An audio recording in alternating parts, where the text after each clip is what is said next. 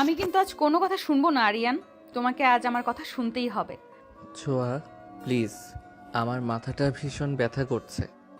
সারা দিন প্রচুর কাজের চাপ ছিল।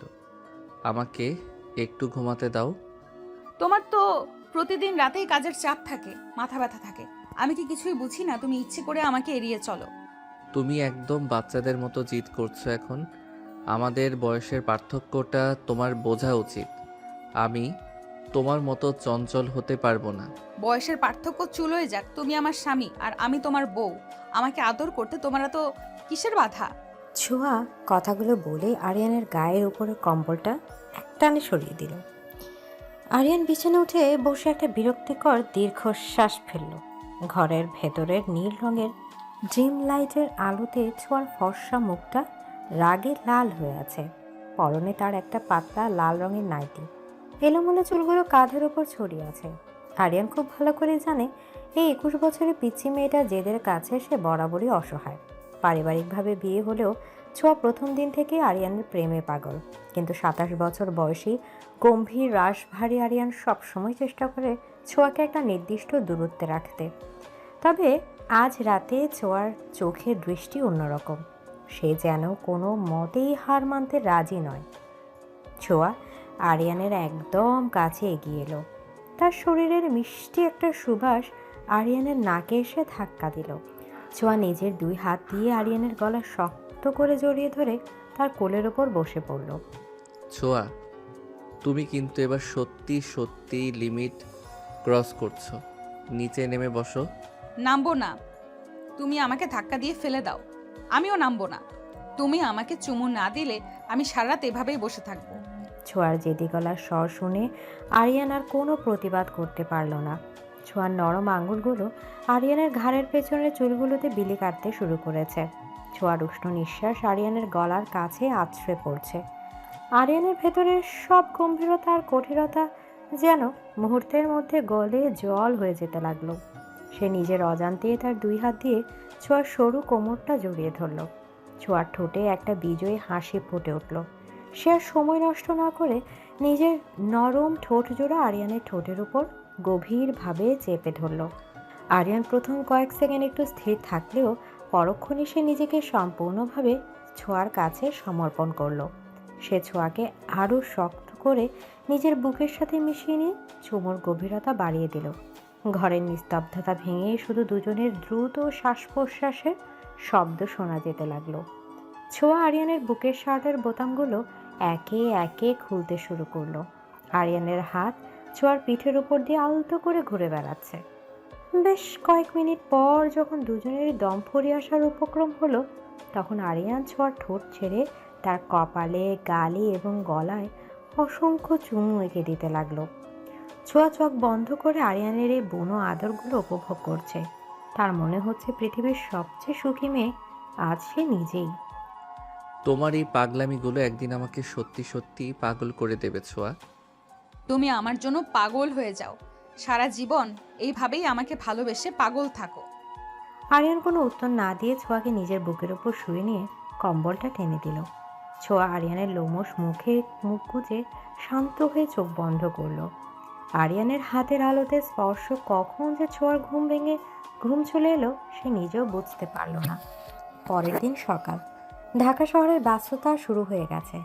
আরিয়ানের বিশাল ডুপ্লেক্স বাড়িটিতেও সকালের রোদ উকি দিচ্ছে। বাড়ির ড্রয়িং রুমে বেশ একটা কোলাহলময় পরিবেশ। আরিয়ানের বাবা রহমান সাহেব সোফায় বসে খবরের কাগজ পড়ছেন।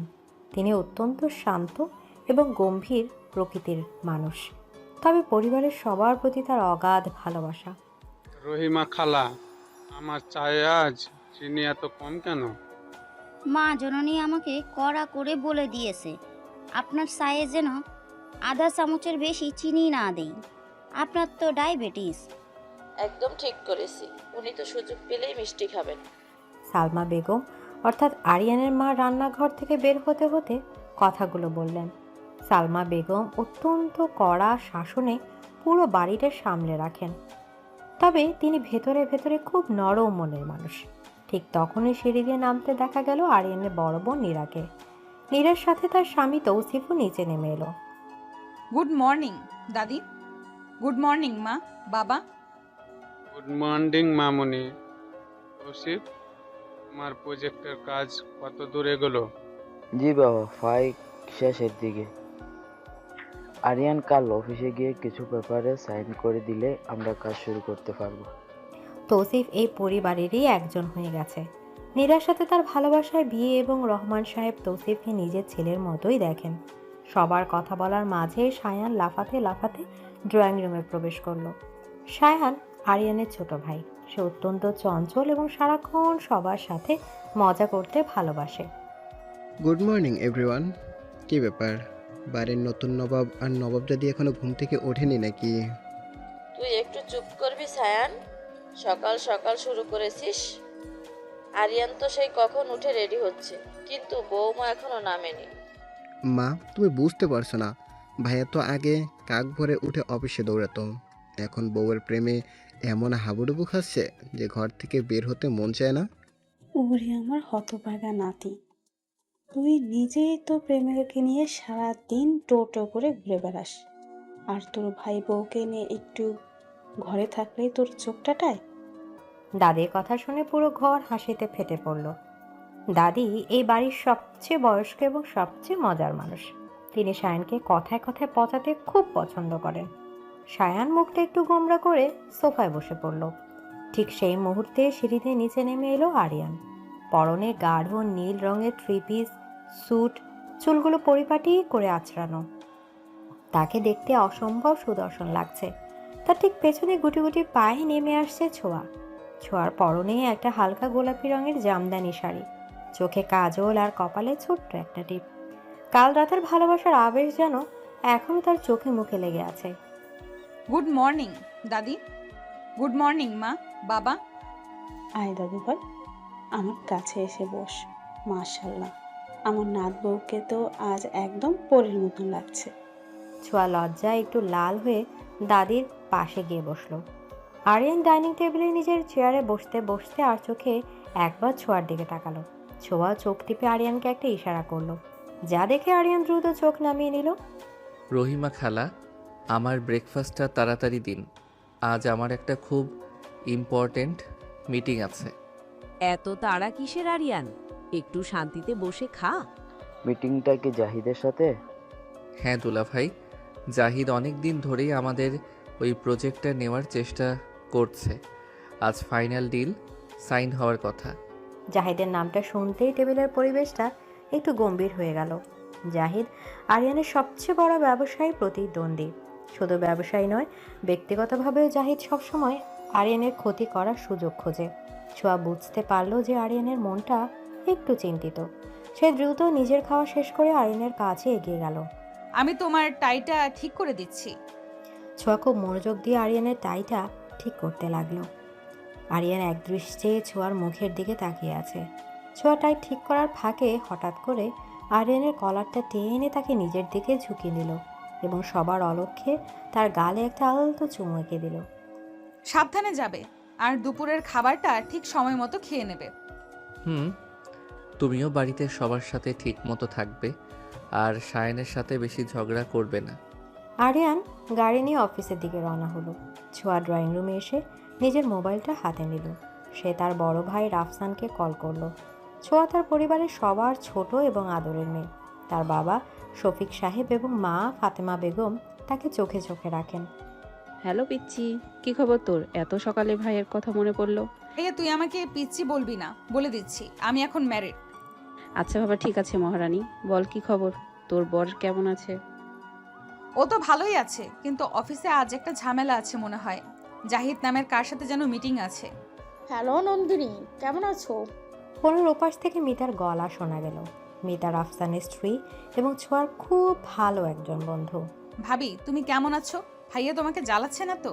আরে না না, তোর ভাইয়া তো এখন খুব ভালো মানুষ হয়ে গেছে। তুই কবে আসছিস আমাদের বাড়িতে? মা বাবাও তো সারাদিন তোর জন্যই মন খারাপ করে বসে থাকে। খুব তাড়াতাড়ি আসবো ভাবি। আরিয়ানকে বলবো এই উইকেন্ডেই আমাকে নিয়ে যেতে। ছোঁয়া বেশ কিছুক্ষণ তার ভাই এবং ভাবির সাথে গল্প করে ফোনটা রাখলো। অন্যদিকে আরিয়ানের গাড়ি ততক্ষণে তার বিশাল কর্পোরেট অফিসের সামনে এসে থেমেছে। আরিয়ান গাড়ি থেকে নামতে তার পার্সোনাল অ্যাসিস্ট্যান্ট রবিন ছুটে এলো। গুড মর্নিং স্যার, জাহিদ সাহেব এবং ওনার টিম কনফারেন্স রুমে আপনার জন্য অপেক্ষা করছে। ঠিক আছে রবিন, ফাহিম কি এসেছে? কি স্যার, ফাহিম স্যার আগেই কনফারেন্স রুমে চলে গেছেন। আরিয়ান দ্রুত পায়ে কনফারেন্স রুমের দিকে এগিয়ে গেল। দরজা খুলে ভেতরে ঢুকতে সে দেখলো একটা বড় টেবিলের এক পাশে ফাহিম বসে আছে আর অন্য পাশে জাহিদ এবং তার টিম। জাহিদের ঠিক পাশে বসে আছে রুনা। রুনা জাহিদের ছোট বোন। সে অত্যন্ত রূপবতী এবং আধুনিকা, কিন্তু তার স্বভাব চরিত্র খুব একটা ভালো নয়। সে অনেক আগে থেকে আরিয়ানের প্রতি দুর্বল। ওয়েলকাম আরিয়ান সাহেব, আমরা তো ভাবলাম আজ আর আসবেনই না। আমার সময়ের মূল্য আমি খুব ভালো করেই জানি জাহিদ। চলুন কাজের কথায় আসি। জাহিদ, তোমরা যে শর্তগুলো দিয়েছো সেগুলো আমাদের কোম্পানির পলিসির সাথে খুব একটা মিলছে না। ফাহিম আরিয়ানের বেস্ট ফ্রেন্ড এবং এই কোম্পানির অর্ধেক পার্টনার। ফাহিম অত্যন্ত বুদ্ধিমান এবং ব্যবসার ব্যাপারে খুব কড়া। মিটিং চলতে লাগলো। এর মাঝে রুনা বারবার আরিয়ানের দিকে এমনভাবে তাকাচ্ছে যেন সে চোখের দৃষ্টি দিয়েই আরিয়ানকে গিলে খাবে। আরিয়ান রুনার এই দৃষ্টিগুলো পুরোপুরি এগিয়ে চলার চেষ্টা করছে। মিটিংয়ের এক পর্যায়ে একটা ব্রেকের ঘোষণা করা হলো। জাহিদ এবং ফাহিম বাইরে গেল কফির জন্য। কনফারেন্স রুমে শুধু আরিয়ান আর রুনা রয়ে গেল। আরিয়ান, তুমি তো দিন দিন আরো বেশি হ্যান্ডসাম হয়ে যাচ্ছ। রুনা নিজের চেয়ারে ছেড়ে উঠে আরিয়ানের একদম কাছে এসে দাঁড়ালো। সে ইচ্ছাকৃতভাবে নিজের শাড়ির আঁচলটা একটু সরিয়ে দিল। রুনার উগ্র পারফিউমের গন্ধে আরিয়ানের দম বন্ধ হয়ে আসার উপক্রম হলো। রুনা, তুমি তোমার নিজের জায়গায় গিয়ে বসো। এটা একটা professional meeting. Oh come on Aryan, তুমি তো জানো আমি তোমাকে কতটা পছন্দ করি।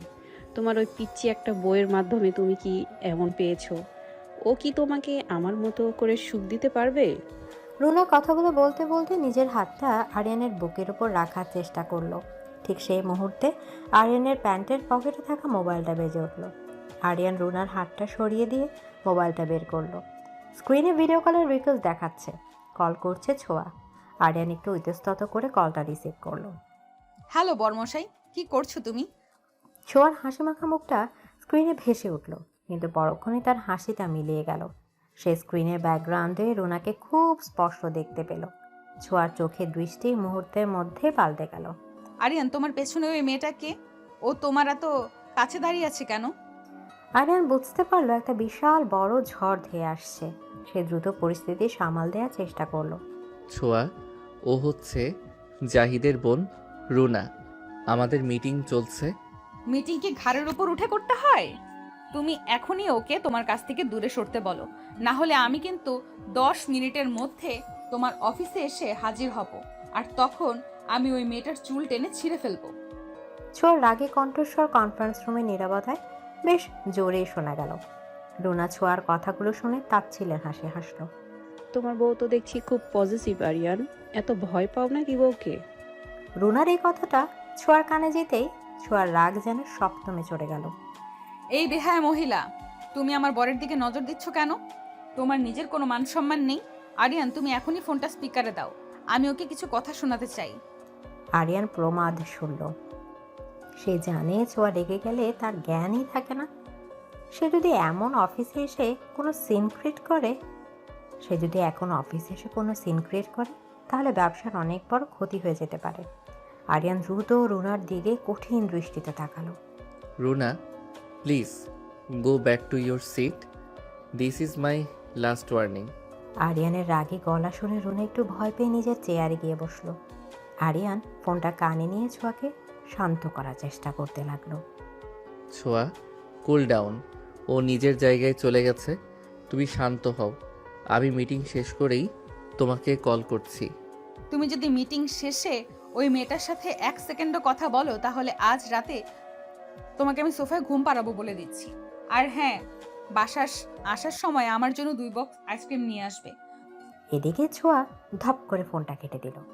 আরিয়ান একটা দীর্ঘশ্বাস ফেলে মোবাইলটা পকেটে রাখলো। মেয়েটার রাগের কোনো আগা মাথা নেই। 1 সেকেন্ডে চুল ছিঁড়ে ফেলতে চায়, তো পরের সেকেন্ডে আইসক্রিমের বায়না ধরে। তবে আরিয়ানের ঠোঁটের কোনো একটা তৃপ্তির হাসি ফুটে উঠল। ছোঁয়ার এই অধিকার বোধ, এই পাগলামিগুলো তো তাকে ছোঁয়ার প্রতি আরো বেশি দুর্বল করে দিচ্ছে। সে রুনাকে এখন আরো বেশি ঘৃণা করতে শুরু করেছে। বিকেলবেলা ছোঁয়া তানিয়ার সাথে ভিডিও কলে কথা বলছে। তানিয়া ছোঁয়ার কলেজ লাইফের বেস্ট ফ্রেন্ড। দোস্ত, তুই এত লাকি। হারিয়ান ভাইয়ের মতো তো কিউট আর বড় একটা বর পেয়েছিস। আর আমার কপালে জুটলো কিনা একটা বলদ। তোর ওই বয়ফ্রেন্ড রনির খবর কি? কাল নাকি তোদের ডেট হওয়ার কথা ছিল। আর বলিস না, ডেটে গিয়ে বেটা মানিক বাসায় ফেলে এসেছে, পরে পুরা বিল আমাকেই দিতে হলো। আমার তো রাগে গা চলছে। তানিয়ার কথা শুনে ছোঁয়া হো হো করে হেসে উঠল। ঠিক তখনই ছোঁয়ার ঘরের দরজা খুলে ভেতরে ঢুকে দিল। ভাবি, তুমি কি একটু নিচে আসবে? লারা এসেছে। লারা? ও আচ্ছা, আসছি আমি। তানিয়া, আমি তোকে পরে কল করছি। লারা হচ্ছে শায়ানের প্রেমিকা। মেয়েটা খুব মিষ্টি স্বভাবের। ছোঁয়া দ্রুত নিচে নেমে এলো। লারা ড্রয়িং রুমে বসে আছে। ছোঁয়াকে দেখে এসে উঠে দাঁড়ালো। কেমন আছেন ভাবি? আমি তো খুব ভালো আছি লারা, তুমি কেমন আছো? আর এই গাধাটা তোমাকে ঠিকমতো টাইম দিচ্ছে তো? হ্যালো হ্যালো, গাধা বলছো কেন আমাকে? আমি তো ওর জন্য আমার জান কোরবান করে দিচ্ছি। শায়ানের কথা শুনে লারা আর ছোঁয়া দুজনেই হেসে ফেলল। এবারে পরিবেশটা সত্যি খুব সুন্দর। ছোঁয়া মনে মনে ভাবে, আরিয়ান এত গম্ভীর হলো, তার পরিবারটা এতটা প্রাণবন্ত কিভাবে হলো। সন্ধ্যা ঘনিয়ে আসছে। আরিয়ান অফিস থেকে সোজা বাড়ির দিকে রওনা হয়েছে। তার গাড়ির সিটের পাশে রাখা আছে 2 বক্স চকলেট আইসক্রিম। আজ সারাদিন ছোঁয়ার ওই রাগে মুখটাই তার মুখের সামনে ভাসছিল। বাড়িতে পৌঁছাতে সে দেখলো ছোঁয়া বারান্দায় দাঁড়িয়ে আছে। আরিয়ানের গাড়ি দেখে সে দ্রুত নিচে নেমে এলো। আইসক্রিম এনেছো? আগে তো মানুষ বরের খোঁজ নেয়, সারাদিন পর বর বাড়িতে এসেছে আর তুমি এসেই আইসক্রিমের খোঁজ নিচ্ছ। বরের খোঁজ তো আমি সকালেই ভিডিও কলে নিয়েছি, এখন আইসক্রিম দাও। আরিয়ান হাসতে হাসতে আইসক্রিমের বক্সগুলো ছোঁয়ার হাতে দিল। ছোঁয়া খুশি হয়ে আরিয়ানের গালে একটা চুমু দিয়ে দৌড়ে নিজের ঘরে চলে গেল। আরিয়ান মুগ্ধ দৃষ্টিতে ছোঁয়া যাওয়ার পথের দিকে তাকিয়ে রইল। এই পিচ্চি মেয়েটা সত্যি সত্যি তার পুরো পৃথিবী দখল করে নিচ্ছে। এদিকে রাতের নিস্তব্ধতা পুরো বাড়িটাকে মুড়ে ফেলেছে। আরিয়ান বাথরুম থেকে গোসল সেরে বের হয়ে তোয়ালে দিয়ে নিজের ভেজা চুলগুলো মুছতে মুছতে বেডরুমে প্রবেশ করলো। তার পরনে একটা কালো রঙের ট্রাউজার আর খালি গা। ভেজা চুল থেকে কয়েক ফোঁটা পানি গড়িয়ে তার চড়া বুকের উপর দিয়ে নিচে পড়ছে। বেডরুমের মাঝখানে বিশাল বিছানার বাবু হয়ে বসে আছে ছোঁয়া। তার কোলে আইসক্রিমের একটা বড় বক্স। একটা চামচ দিয়ে সে খুব আয়েশ করে চকলেট আইসক্রিম খাচ্ছে। তার ঠোঁটে চারপাশে চকলেট লেগে আছে। আরিয়ান চুল মোজা থামিয়ে এক দৃষ্টি ছোঁয়ার দিকে তাকিয়ে রইল। এই মেয়েটার প্রতিটা অদ্ভুত কাজ আরিয়ানকে এক অজানা মুগ্ধতায় আটকে ফেলে। ছোঁয়া আরিয়ানকে দেখতে পেয়ে একগাল হাসল। তুমি দাঁড়িয়ে আছো কেন? আসো আমার পাশে বসো, আইসক্রিম খাবে? আমার মিষ্টি পছন্দ নয়, তুমি জানো সেটা। তাছাড়া এত রাতে আইসক্রিম খেলে তোমার ঠান্ডা লেগে যাবে। কিচ্ছু হবে না, তুমি একটু খেয়েই দেখো না, অনেক মজা। ছোঁয়া চামচকের একটু আইসক্রিম নিয়ে আরিয়ানের মুখের সামনে ধরল। আরিয়ান বিরক্ত নিয়ে মুখটা সরিয়ে নিল। সে তোয়ালেটা সোফার উপর ছড়ে ফেলে বিছানায় উঠে বসলো। ছোঁয়া চামচটা বক্সে রেখে দিয়ে আরিয়ানের একদম কাছাকাছি সরে এলো আর চোখের দৃষ্টিতে একটু দুষ্টামি খেলা করছে। ছোঁয়া নিজের 2 হাত দিয়ে আরিয়ানের মুখটা শক্ত করে ধরল। আরিয়ান কিছু বুঝে ওঠার আগে ছোঁয়া নিজের আইসক্রিম মাখা ঠোঁট জোড়া আরিয়ানের ঠোঁটের ওপর প্রবলভাবে চেপে ধরল। চকলেটের ঠান্ডা আর মিষ্টি স্বাদটা আরিয়ানের মুখের ভেতর ছড়িয়ে পড়ল। আরিয়ান চমকে উঠল, ছোঁয়াকে বাধা দিতে পারল না। ছোঁয়ার জিভ আরিয়ানের ঠোঁটের ভাজে ভাজে চকলেটের স্বাদ লেপটে দিচ্ছে। আরিয়ানের ভেতরের সব সংযমের বাঁধ যেন এক নিমিষে ভেঙে চুরমার করে দিল। সে নিজের শক্তিশালী 2 হাত দিয়ে ছোঁয়ার কোমর পেঁচিয়ে ধরে তাকে এক ঝটকায় বিছানায় শুয়ে দিল। তুমি বড্ড বেশি বেপরোয়া হয়ে যাচ্ছ ছোঁয়া। তোমার জন্য আমি সব করতে পারি, তুমি আমাকে আরো আদর করো আরিয়ান। ছোঁয়ার গলার স্বর নেশাগ্রস্তের মতো শোনাচ্ছে। আরিয়ান আর কোনো কথা না বলে ছোঁয়ার গলার কাছে মুখ ডুবিয়ে দিল। তার উষ্ণ ঠোঁট ছোঁয়ার ফর্সা গলায় একটার পর একটা গভীর চুমু আঁকতে শুরু করলো। ছোঁয়া চোখ বন্ধ করে আরিয়ানের চুলের ভেতর নিজের আঙুলগুলো ঢুকিয়ে দিয়ে খামচে ধরল। আরিয়ানের পুরুষালী শরীরের ঘ্রাণ আর আইসক্রিমের মিষ্টি গন্ধ মিলেমিশে এক অদ্ভুত মাদকতা তৈরি করেছে ঘরটিতে। ছোঁয়ার শরীর উত্তেজনা কাঁপছে। আরিয়ান ছোঁয়ার ঠোঁটে আবার ফিরে এলো এবং এবার চুমুর গভীরতা আরও বাড়িয়ে দিল। ছোঁয়াও সমাল তালে সাড়া দিচ্ছে। দুজনের শ্বাস প্রশ্বাসের শব্দে পুরো ঘরের নিস্তব্ধতা ভেঙে যাচ্ছে। বেশ অনেকটা সময় পর আরিয়ান হাঁপাতে হাঁপাতে ছোঁয়াকে ছেড়ে দিয়ে তার পাশে শুয়ে পড়ল। ছোঁয়া আরিয়ানের বুকের উপর মাথা রেখে নিজের হাতটা আরিয়ানের খালি বুকে বুলিয়ে দিতে লাগলো। কাল সকালে আমাকে একটু তাড়াতাড়ি উঠতে হবে। ঘুমিয়ে পড়ো এবার। আমি তোমাকে জড়িয়ে ধরে ঘুমাবো। আরিয়া ছোঁয়াকে নিজের বুকের সাথেও আরো শক্ত করে চেপে ধরল। ছোঁয়ার মুখে একটা প্রশান্তির হাসি ফুটে উঠল। পরের দিন সকালে মিষ্টি রোদে পুরো বাড়িটা আবার জেগে উঠেছে। ড্রয়িং রুমে আজ বেশ একটা উৎসব মুখর পরিবেশ। আরিয়ানের বড় বোন নীরা একটা ম্যাগাজিন হাতে নিয়ে সোফায় বসে আছে। তার পাশে বসে তৌসিফ ল্যাপটপে কিছু একটা দেখছে। তৌসিফ, সামনের মাসে তো আমাদের অ্যানিভার্সারি। এবার কিন্তু আমি দেশের বাইরে কোথাও ঘুরতে যেতে চাই। তোমার যেখানে মন চায় সেখানে যাব। নীরা, তুমি শুধু জায়গাটা ঠিক করো। তৌসিফ নীরার দিকে তাকিয়ে খুব মিষ্টি করে হাসলো। নীরাও ল্যাপটপের স্ক্রিন থেকে চোখ সরিয়ে তৌসিফের কাঁধে মাথা রাখলো। ঠিক সেই মুহূর্তে সায়ান লাফাতে লাফাতে ড্রয়িং রুমে ঢুকলো। তার হাতে একটা কফির মগ। ভাইয়া আর ভাবি কি এখনো ঘুমায় নাকি? আজ তো শুক্রবার, ছুটির দিন। এত ঘুমালে তো মানুষ মোটা হয়ে যাবে। তুই থামবি সায়ান? ছুটির দিন বেচারারা একটু শান্তিতে ঘুমাচ্ছে, তাতেও তোর সমস্যা? দাদির কথা শুনে সায়ান মুখটা একটু গোমরা করলো। দাদি সোফায় বসে তসবিহ পড়ছিলেন। তিনি সায়ানকে কথায় কথায় বকা দিতে খুব পছন্দ করেন। রান্নাঘর থেকে সালমা বেগম বের হয়ে এলেন। তার চোখে মুখে একটু বিরক্তির ছাপ। রহিমা খালা, তোমাকে না বললাম মাংসের মশলাটা একটু ভালো করে বাটতে? তুমি তো দেখি কাজে একদম ফাঁকি দিচ্ছ আজকাল। আফা, আমি তো ঠিক মতো বাটতে বসেছিলাম। আমার তো বয়স হয়েছে, আগের মতন হাতে জোরও পাই না। আরে সালমা, কেউ বকছে কেন? ও তো আমাদের বাড়ির পুরনো মানুষ, একটু বয়স হয়েছে, ভুল হতেই পারে। রহমান সাহেবের কথায় সালমা বেগম একটু শান্ত হলেন। ঠিক তখনই সিঁড়ি দিয়ে নিচে নেমে এলো ছোঁয়া এবং আরিয়ান। ছোঁয়ার পরনে একটা গাঢ় সবুজ রঙের সালোয়ার কামিজ, চুলগুলো একটা ক্লিপ দিয়ে পেঁচিয়ে রাখা। আরিয়ানের পরনে একটা ক্যাজুয়াল সাদা টি শার্ট এবং ট্রাউজার। ছুটির দিনগুলোতে আরিয়ান খুব একটা গম্ভীর লাগে না। ছোঁয়া সোজা গিয়ে রহমান সাহেবের পাশের চেয়ারে বসলো। গুড মর্নিং বাবা। গুড মর্নিং মামনি, আসো চা খাও। ভাবি, তুমি তো দিন দিন ভাইয়ের মতো রাগী হয়ে যাচ্ছ। সকালে উঠে আমাকে একটু গুড মর্নিং বলতে পারো না? তুমি তো আমার ছোট ভাইয়ের মতো সায়ান। তোমাকে তো আমি সকালে উঠেই বকা দিতে পারি। লারার সাথে কাল রাতে কতক্ষণ কথা বলেছো সেটা কি আমি জানি না ভেবেছো? ছোঁয়ার কথা শুনে সায়ান একটু অপ্রস্তুত হয়ে গেল। পরিবারের সবাই হো হো করে হেসে উঠল। আরিয়ান একটা চেয়ার টেনে ছোঁয়ার ঠিক পাশেই বসলো। সে আর চোখে ছোঁয়ার দিকে তাকিয়ে মুচকি হাসলো। ছুটির দিনটা এভাবেই হাসি ঠাট্টার মধ্যে দিয়ে কাটাতে লাগলো। দুপুরের দিকে ছোঁয়া তার নিজের ঘরে বসে আছে। তার মনটা একটু খারাপ। সে তার বাবা, মা এবং ভাইয়ের কথা খুব মনে পড়ছে। ছোঁয়া ফোনটা হাতে নিয়ে তার মা ফাতেমা বেগমকে ভিডিও কল করলো। হ্যালো মা, কেমন আছিস তুই? আমি ভালো আছি মা। বাবা কোথায়? এই তো মা, আমি এখানে আছি। তুই কেমন আছিস রে? ফোনের স্ক্রিনে শফিক সাহেবকে দেখতে পেয়ে ছোঁয়ার চোখ দুটো পানিতে ছল ছল করে উঠল। সে খুব কষ্টে নিজের কান্না আটকে রাখলো। আমি খুব ভালো আছি বাবা, তোমাদের খুব মনে পড়ছে। আরে পিচ্ছি, কাঁদছিস নাকি? এত বড় লোকের বাড়িতে গিয়েও তোর কান্না থামলো না? রাফসান, ছোঁয়ার বড় ভাই, স্ক্রিনে উঁকি দিয়ে কথাগুলো বলল। রাফসানের কথা শুনে ছোঁয়া একটু হাসার চেষ্টা করলো। ঠিক তখনই মিতা, রাফসানের স্ত্রী, এসে রাফসানকে একটা হালকা ধাক্কা দিল। তুমি ওকে শুধু শুধু রাগাও কেন? ছোঁয়া, তুই মন খারাপ করিস না, আমরা সামনের সপ্তাহে তোকে দেখতে আসবো। সত্যি ভাবি, তোমাদের সবাই আসবে? কিন্তু ছোঁয়া তার পরিবারের সবার সাথে কথা বলে ফোনটা রেখে দিল। কিন্তু তার মনটা ভারী হয়ে আছে। সে বিছানায় মুখ গুজে ফুপিয়ে ফুপিয়ে কাঁদতে লাগলো। ঠিক সেই মুহূর্তে আরিয়ান ঘরে ঢুকলো। ছোঁয়াকে কাঁদতে দেখে সে দ্রুত বিছানার কাছে এগিয়ে গেল। কি হয়েছে ছোঁয়া? তুমি কাঁদছো কেন? কেউ কিছু বলেছে তোমাকে? কেউ কিছু বলবে কেন? আমার বাবা মায়ের কথা খুব মনে পড়ছে, আমি ওদের কাছে যাব।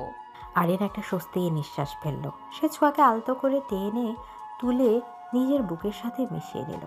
ছোঁয়া আরিয়ানের টি শার্ট খামচে ধরে কাঁপতে লাগলো। আরিয়ান ছোঁয়ার পিঠে হাত বুলিয়ে তাকে শান্ত করার চেষ্টা করছে। এই পাগলি মেয়ে, এর জন্য কেউ এত কাঁদে? আমি কালই তোমাকে তোমার বাড়িতে নিয়ে যাব। এখন কান্না থামাও। সত্যি বলছো? তুমি আমাকে নিয়ে যাবে? আমি কি তোমাকে কখনো মিথ্যে বলেছি? এখন চুপ করো আর আমাকে একটা হাসি দাও। ছোঁয়া আরিয়ানের বুক থেকে মুখ তুলে একটু হাসলো। আরিয়ান নিজের হাত দিয়ে ছোঁয়ার চোখের পানি মুছে দিল। এরপর সে ছোঁয়ার কপালে একটা দীর্ঘ চুমু এঁকে দিল। ছোঁয়া আবার আরিয়ানের বুকে মাথা রাখল। এই মানুষটার বুকে সে পৃথিবীর সবচেয়ে নিরাপদ আশ্রয় খুঁজে পায়। সন্ধ্যা ঘনিয়ে আসছে। আরিয়ানের বেস্ট ফ্রেন্ড ফাহিম ফোন করেছে। ফাহিম এবং তার স্ত্রী রিয়া আজ রাতে তাদের বাড়িতে একটা ছোট পার্টির আয়োজন করেছে। ফাহিম আরিয়ানকে বিশেষভাবে বলে দিয়েছে ছোঁয়াকে নিয়ে আসার জন্য। ছোঁয়া পার্টির কথা শুনে খুব খুশি। সে ড্রেসিং টেবিলের সামনে বসে সাজগোজ করছে। তার পরনে একটা কালো রঙের নেটের শাড়ি, সাথে মানানসই গয়না, চুলগুলো খোলা। ছোঁয়াকে দেখে মনে হচ্ছে যেন আসমান থেকে কোনো পরী নেমে এসেছে। আরিয়ান বাথরুম থেকে বের হয়ে ছোঁয়াকে দেখে থমকে দাঁড়ালো। সে চোখ সরাতে পারছে না। তোমাকে এত সুন্দর কেন লাগছে ছোঁয়া? আমি তো ভয় পাচ্ছি অন্য কেউ আবার তোমাকে নজর লাগিয়ে দেয়। অন্য কেউ নজর দিলে তুমি তার চোখ তুলে নেবে। আমি শুধু তোমার জন্য সেজেছি। কেমন লাগছে আমাকে? আরিয়ান ধীর পায়ে ছোঁয়ার পেছনে এসে দাঁড়ালো। সে আয়নার ভেতর দিয়ে ছোঁয়ার চোখের দিকে তাকালো। আরিয়ানের চোখ লাল হয়ে আছে এক অজানা তৃষ্ণায়। সে নিজের দুই হাত দিয়ে ছোঁয়ার খালি কোমরটা জড়িয়ে ধরল। ছোঁয়ার শরীরটা মুহূর্তের জন্য কেঁপে উঠল। আরিয়ান ছোঁয়ার কাঁধের এক পাশ থেকে শাড়ির আঁচলটা একটু সরিয়ে দিয়ে সেখানে নিজের উষ্ণ ঠোঁট ছুঁয়ে দিল। ছোঁয়া চোখ বন্ধ করে একটা দীর্ঘশ্বাস ফেলল। আরিয়ান, আমরা কিন্তু লেট হয়ে যাচ্ছি। ফাহিম ভাইয়া রাগ করবে। করতে দাও রাগ। আমার এখন কোথাও যেতে ইচ্ছে করছে না। আমার শুধু তোমাকে ইচ্ছে করছে। আরিয়ান ছোঁয়াকে নিজের দিকে ঘুরিয়ে নিল। ছোঁয়ার কালো শাড়ির ভাঁজে ভাঁজে আরিয়ান হাত ঘুরে বেড়াচ্ছে। সে কোনো কথা বলার সুযোগ না দিয়ে ছোঁয়ার ঠোঁট জোড়া নিজের ঠোঁটের ভেতর পুড়ে নিল। এবারে চুমুটা আগের সব চুমুর চেয়ে অনেক বেশি তীব্র এবং আগ্রাসী। ছোঁয়াও আরিয়ানের গলার কাছে হতে নিজেকে সঁপে দিল। বেশ কিছুক্ষণ পর যখন দুজনের শ্বাস নিতে কষ্ট হচ্ছিল, আরিয়ান ছোঁয়াকে ছেড়ে দিল। ছোঁয়ার গাল দুটো লজ্জা এবং উত্তেজনায় লাল হয়ে আছে। চলো এবার যাওয়া যাক, না হলে আমি আজ রাতে তোমাকে ঘর থেকে বের হতে দেব না। ছোঁয়া মুচকি হেসে নিজের শাড়িটা ঠিক করে নিল। আরিয়ান এবং ছোঁয়া গাড়ি দিয়ে ফাহিমের বাড়ির দিকে রওনা দিল। ফাহিমের বাড়িটা খুব সুন্দর করে সাজানো। রিয়া, ফাহিমের স্ত্রী দরজায় দাঁড়িয়ে সবাইকে অভ্যর্থনা জানাচ্ছে। রিয়া খুব অমায়িক এবং মিষ্টি স্বভাবের মেয়ে। আরে আরিয়ান ভাইয়া, আসুন আসুন। আর এই মিষ্টি মেয়েটাই কি আমাদের ছোঁয়া? জি আপু, কেমন আছেন আপনি? আমি খুব ভালো আছি। তোমাকে তো আজ একদম পরীর মতো লাগছে। আরিয়ান ভাইয়া তো দেখছি চোখ সরাইতে পারছে না। রিয়ার কথা শুনে ছোঁয়া একটু লজ্জা পেল। আরিয়ান ফাহিমের সাথে কথা বলতে বলতে ভেতরের দিকে চলে গেল। ছোঁয়া রিয়ার সাথে বসে গল্প করতে লাগলো। ঠিক সেই মুহূর্তে ড্রয়িং রুমে প্রবেশ করলো জাহিদ এবং রুনা। জাহিদকে ফাহিম ব্যবসার খাতিরে দাওয়াত দিয়েছে, কিন্তু রুনাকে দেখে ছোঁয়ার মেজাজ মুহূর্তের মধ্যে খারাপ হয়ে গেল। রুনার পরনে একটা অতিরিক্ত খোলামেলা লাল রঙের ড্রেস। তার চোখ দুটো সারা ঘরময় আরিয়ানকে খুঁজছে।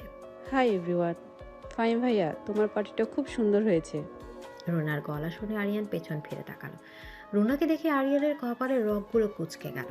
জাহিদ এগিয়ে এসে আরিয়ানের সাথে হাত মেলালো। কেমন আছেন আরিয়ান সাহেব?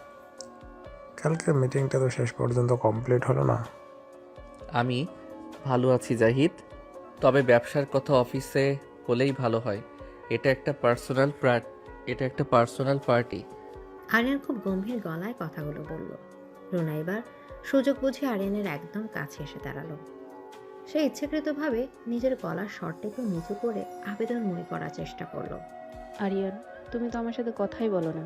আমি কি তোমার কোনো ক্ষতি করেছি? ছোঁয়া দূর থেকে সবটাই লক্ষ্য করছে। তার বুকের ভেতর রাগের আগুন জ্বলতে শুরু করেছে। সে আর এক মুহূর্ত অপেক্ষা না করে দ্রুত পায়ে আরিয়ানের দিকে এগিয়ে গেল। ছোঁয়া গিয়ে সরাসরি রুনার সামনে দাঁড়ালো এবং আরিয়ানের হাতটা খুব শক্ত করে চেপে ধরলো। ক্ষতি তুমি করনি রুনা, কিন্তু তুমি যে ক্ষতি করার চেষ্টা করছো সেটা আমি খুব ভালো করেই বুঝতে পারছি। তুমি আমার স্বামীর কাছ থেকে দূরে থাকো।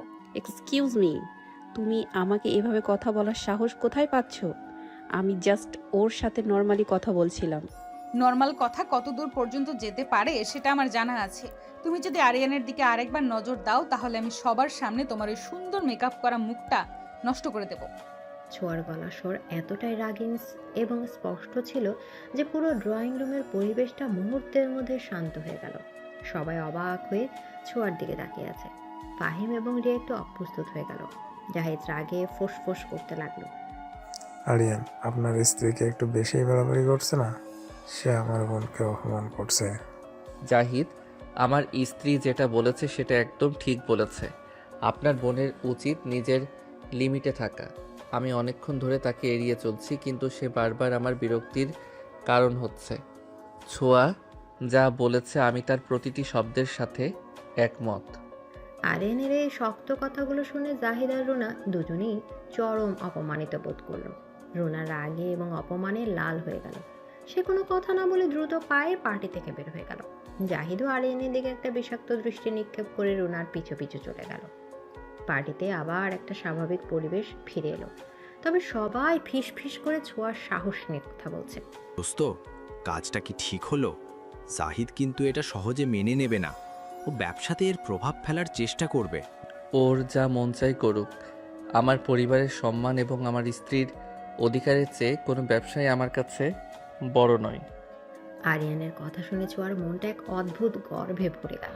সে আরিয়ানকে আরো শক্ত করে জড়িয়ে ধরল। আরিয়ান ছোঁয়ার কপালে সবার সামনে একটা আলতো করে চুমু এঁকে দিল। রিয়া এসে ছোঁয়াকে নিয়ে ডাইনিং টেবিলের দিকে গেল। তুমি তো দেখছি খুব ডেয়ারিং মেয়ে ছোঁয়া। আরিয়ান ভাইয়ার মতো মানুষকে কিভাবে যে তুমি কন্ট্রোল করো সেটা ভেবেই আমি অবাক হচ্ছি। আপু, ভালোবাসা দিয়ে সব কন্ট্রোল করা যায়। ও আমাকে ভালোবাসে, তাই আমার অধিকারটা সবার আগে। ডিনার শেষ করে আরিয়ান এবং ছোঁয়া বাড়ির দিকে রওনা হলো। গাড়ির ভেতরে একটা অদ্ভুত নীরবতা। আরিয়ান ড্রাইভ করছে, ছোঁয়া জানালার বাইরে তাকিয়ে আছে।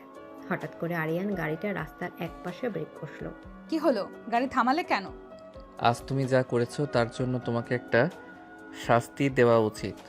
ছোঁয়া একটু ভয় পেয়ে আরিয়ানের দিকে তাকালো। আরিয়ান নিজের সিট বেল্টটা খুলে ছোঁয়ার একদম কাছে সরে এলো। সে নিজের হাত দিয়ে ছোঁয়ার ঘাটটা শক্ত করে ধরে তাকে নিজের দিকে টেনে নিল। তুমি জানো তুমি রেগে গেলে তোমাকে কতটা ভয়ঙ্কর সুন্দর লাগে। আমি আজ পার্টিতে সবার সামনেই তোমাকে আদর করতে চেয়েছিলাম। আরিয়ানের চোখের দৃষ্টিতে এক বন্য তৃষ্ণা। সে ছোঁয়ার কথা বলার কোনো সুযোগ না দিয়ে তার ঠোঁটে আবার একটা তীব্র এবং দীর্ঘ চুমু দিল। গাড়ির ভেতরের আবছা আলোতে তাদের দুজনের রোমান্স যেন রাতের অন্ধকারের সাথে মিলে মিশে একাকার হয়ে গেল। ছোঁয়াও নিজেকে পুরোপুরি উজাড় করে দিল আরিয়ানের এই ভালোবাসার কাছে। এই পিচ্ছি মেয়েটার রোমান্টিক অত্যাচার আজ আরিয়ানকেই পাগল করে তুলেছে। আরিয়ান, তুমি কিন্তু আমাকে একদম শ্বাস নিতে দিচ্ছ না। একটু ছাড়ো আমাকে। আজ রাতে তোমার আলাদা করে শ্বাস নেওয়ার কোনো দরকার নেই ছোঁয়া। আমার শ্বাস দিয়েই আজ তুমি বেঁচে থাকবে। তুমি এতটা পাগল কবে থেকে হলে আরিয়ান? অফিসের ওই গম্ভীর আর রাশভারী মানুষটা হঠাৎ করে এতটা বন্য হয়ে গেল কিভাবে? যেদিন থেকে তুমি আমার জীবনে এসে এই মিষ্টি রোমান্টিক অত্যাচারগুলো শুরু করেছো, ঠিক সেদিন থেকেই আমার ভেতরের সব গম্ভীরতা হারিয়ে গেছে। তুমি আমাকে পাগল করে দিয়েছো ছোঁয়া। এদিকে গাড়ির ভেতরের আবছা আলোতে আরিয়ানের চোখ দুটো অদ্ভুত এক নেশায় জ্বলজ্বল করছে। ফাহিমের পার্টি থেকে ফেরার পথে রাস্তার একপাশে গাড়ি থামিয়ে আরিয়ান ছোঁয়াকে নিজের বুকের সাথে আষ্ঠে পৃষ্ঠে জড়িয়ে ধরেছে। ছোঁয়ার কালো নেটের শাড়ির ওপর দিয়ে আরিয়ানের শক্তিশালী হাত দুটো প্রতিনিয়ত ঘুরে বেড়াচ্ছে। ছোঁয়ার নরম ঠোঁট জোড়া আরিয়ানের ঠোঁটের নিচে পিষ্ট হচ্ছে বারবার। ছোঁয়া প্রথম দিকে একটু বাধা দেওয়ার চেষ্টা করলেও আরিয়ানের এই বন্য এবং তীব্র ভালোবাসার কাছে সে খুব দ্রুত হার মেনে নিল। সে নিজের দুই হাত দিয়ে আরিয়ানের ঘাড় জড়িয়ে ধরে চুমুর গভীরতায় নিজেকে পুরোপুরি সঁপে দিল। গাড়ির কাঁচগুলো বন্ধ থাকায় ভেতরের পরিবেশটা খুব দ্রুতই উত্তপ্ত হয়ে উঠল। দুজনের দ্রুত শ্বাস প্রশ্বাসের শব্দ ছাড়া সেখানে আর কোনো শব্দ নেই। আরিয়ান ছোঁয়ার ঘাড়ে, কানের ললিতে এবং উন্মুক্ত পিঠে একটার পর একটা উষ্ণ চুমু এঁকে দিতে লাগলো। ছোঁয়ার শরীরে উত্তেজনায় থরথর করে কাঁপছে। বেশ অনেকক্ষণ পর আরিয়ান ছোঁয়াকে নিজের বুক থেকে একটু দূরে সরালো। ছোঁয়ার চোখ মুখ লজ্জায় আর উত্তেজনায় টকটকে লাল হয়ে আছে। তার শাড়ির আঁচলটা কাঁধ থেকে খসে পড়েছে। আরিয়ান খুব যত্ন করে ছোঁয়ার শাড়িটা ঠিক করে দিল। তারপর আবার গাড়ি স্টার্ট দিয়ে বাড়ির দিকে রওনা হলো। পুরো রাস্তা ছোঁয়া আরিয়ানের একটা হাত নিজের দুই হাতের ভেতর শক্ত করে নিজের কোলের উপর রেখে দিল। বাড়িতে পৌঁছাতে পৌঁছাতে রাত প্রায় 1টা বেজে গেল। বাড়ির সবাই ততক্ষণে গভীর ঘুমে আচ্ছন্ন। আরিয়ান নিজের বেডরুমে দরজাটা ভেতর থেকে লক করে দিয়ে ছোঁয়াকে এক ছটকায় কোলে তুলে নিল। ছোঁয়া খিলখিল করে হেসে উঠে আরিয়ানের গলায় মুখ গুজে দিল। আরিয়ান ছোঁয়াকে কোলে নিয়ে সোজা বিশাল বিছানার উপর দিয়ে শুয়ে দিল। ঘরের নীল রঙের ডিপ লাইটের আলোতে ছোঁয়াকে এতটাই মোহনীয় লাগছে যে আরিয়ান এক মুহূর্তের জন্য নিজের চোখ সরাতে পারছে না। সে ছোঁয়ার গায়ের ওপর ঝুঁকে পড়ে তার কপালে টিপটা আলতো করে খুলে পাশের টেবিলে রাখল। তারপর ছোঁয়ার খোপার ক্লিপটা খুলে দিতেই একরাশ রেশমি কালো চুল বিছানার উপর ছড়িয়ে পড়ল। আরিয়ানের আঙুলগুলো ছোঁয়ার শাড়ির কুচির কাছে গিয়ে থামল। ছোঁয়া চোখ বন্ধ করে একটা দীর্ঘশ্বাস ফেলল। আরিয়ান খুব ধীর হাতে ছোঁয়ার শাড়িটা খুলে ফেলল। ছোঁয়ার ফর্সা মসৃণ শরীরটা আরিয়ানের চোখের সামনে উন্মুক্ত হতেই আরিয়ানের ভেতরের পুরুষালী তৃষ্ণা যেন শতগুণ বেড়ে গেল। সে আর এক মুহূর্ত সময় নষ্ট না করে ছোঁয়ার ঠোঁটে আবার নিজের ঠোঁট ডুবিয়ে দিল। এবারে চুমুটা গাড়ির চুমুর চেয়েও অনেক বেশি দীর্ঘ এবং আকাশী। আরিয়ানের হাত ছোঁয়ার শরীরের প্রতিটা ভাঁজে ভাঁজে নিজের অধিকার বিস্তার করছে। ছোঁয়ার মুখ থেকে অস্পষ্ট কিছু গোমনির শব্দ বের হয়ে আসছে। আরিয়ান ছোঁয়ার গলার নিচ থেকে শুরু করে তার নাভি পর্যন্ত একটার পর একটা গভীর এবং উষ্ণ চুমুকে দিল। ছোঁয়া নিজের দুই হাত দিয়ে আরিয়ানের পিঠ খামচে ধরে নিজের উত্তেজনাকে সামাল দেওয়ার চেষ্টা করছে। এই রাতটা যেন তাদের দুজনের জন্যই এক নতুন পৃথিবীর দরজা খুলে দিল। ভালোবাসার এক চরম এবং চূড়ান্ত পরিণতিতে দুজন দুজনের সাথে সম্পূর্ণভাবে মিশে গেল। পরের দিন সকাল। ঢাকা শহরের রোদ আজ বেশ মিষ্টি। আরিয়ানদের বাড়ির ড্রয়িং রুমে প্রতিদিনের মতো সকালের ব্যস্ততা শুরু হয়ে গেছে। রহমান সাহেব সোফায় বসে চশমা চোখে দিয়ে খবরের কাগজ পড়ছেন। রান্নাঘর থেকে রহিমা খালার সাথে সালমা বেগমের টুকটাক বকাঝকার শব্দ ভেসে আসছে। সালমা, আজ সকালে নাস্তা দিতে এত দেরি হচ্ছে কেন? আমার তো অফিসে যাওয়ার সময় হয়ে এলো। এই তো হয়ে গেছে। রহিমা খালা আজ আটা মাখতে গিয়ে পানি বেশি দিয়ে ফেলেছে, তাই রুটি বেলতে দেরি হচ্ছে। এই বাড়িতে আমাকে ছাড়া একটা দিনও চলার উপায় নেই। সালমা বেগম হাতে একটা চায়ের কাপ নিয়ে ড্রয়িং রুমে এলেন। ঠিক তখনই সায়ান সিঁড়ি দিয়ে তরতর করে নিচে নেমে এলো। তার চোখে মুখে একটা দুষ্ট হাসি লেগে আছে। গুড মর্নিং মা। গুড মর্নিং বাবা। তোমরা কি খেয়াল করেছো আমাদের বাড়ির রোমিও আর জুলিয়েট এখনো ঘুম থেকে ওঠেনি? সায়ন, তুই এত সকাল সকাল ওর ভাইয়ের পেছনে লাগিস কেন? ওদেরকে ঘুমাতে দে। কাল রাতে ফাইমের পার্টি থেকে ফিরতে ওদের অনেক দেরি হয়েছে। বাবা, তুমি তো কিছুই জানো না। ফাহিম ভাইয়ার পার্টি তো শেষ হয়েছে রাত 10টায়। আমি নিজে ফাহিম ভাইয়ের সাথে কথা বলেছি, আর ওরা বাসায় ফিরেছে রাত 1টার পর। মাঝখানের এই 3 ঘন্টা ওরা রাস্তায় কি করছিল সেটাই তো বড় প্রশ্ন।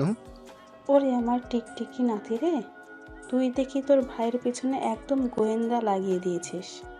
ওরা স্বামী স্ত্রী রাস্তায় 3 ঘন্টা কাটাক না সারা রাত কাটাক, তাতে তোর কি রে গাধা?